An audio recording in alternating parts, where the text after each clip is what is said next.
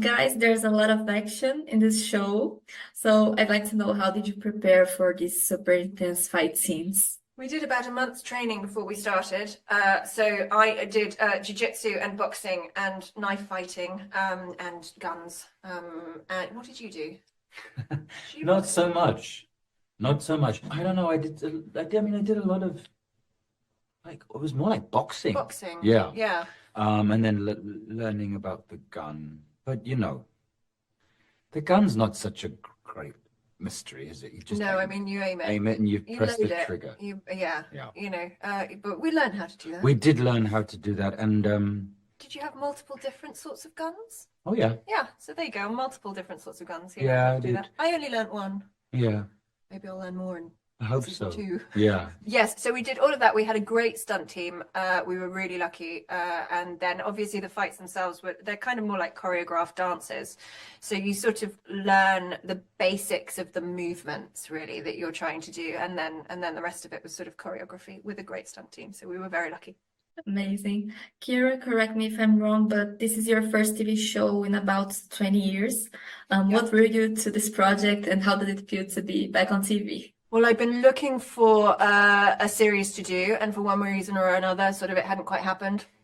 And then my managers in America said, do you know Joe Barton? And I said, oh, yes, because I'd seen Giri Haji, which is a show of his that is just completely It's brilliant. wonderful, yeah. It ends in interpretive dance. And I was like, anyone that can end a show with an interpretive dance, I mean, yes, I want to work with him. They said, well, he's just written a pilot. And I read the pilot and just thought it was delicious.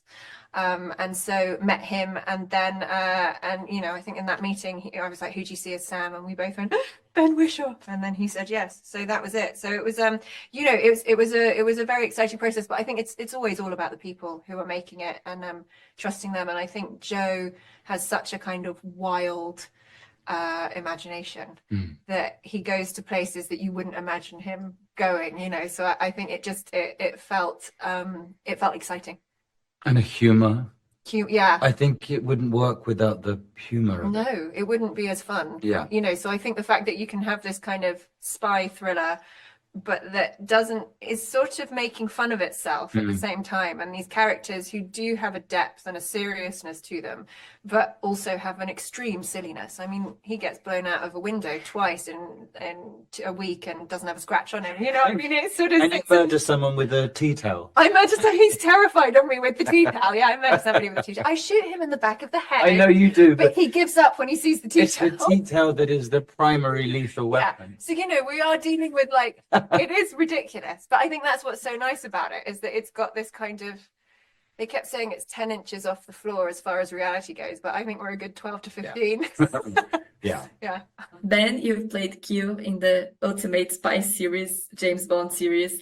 How did this experience help you prepare for this role, if it did? Oh, I feel like they're very, very different things. Actually, they don't feel like they have any relationship to each other at all. Or no, I feel this is very different because also he's not a spy, this guy, or involved in espionage in any way. He's just hired to shoot people. Basically, he's someone with some kind of self-destructive quality, which I think was the heart of the character.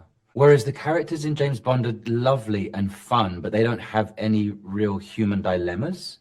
They are just, I mean, just really, that's not the point of them. No. So this feels like a completely different kind of genre altogether. Yeah, it feels like there's a Greek tragedy at the center of it. It really does. Which is these kind of people that have made these choices and it's destroying them. Yeah, and there's a kind of, and you are bent on revenge, which is a powerful motor for the story, and it's emotional. Yeah. Yeah.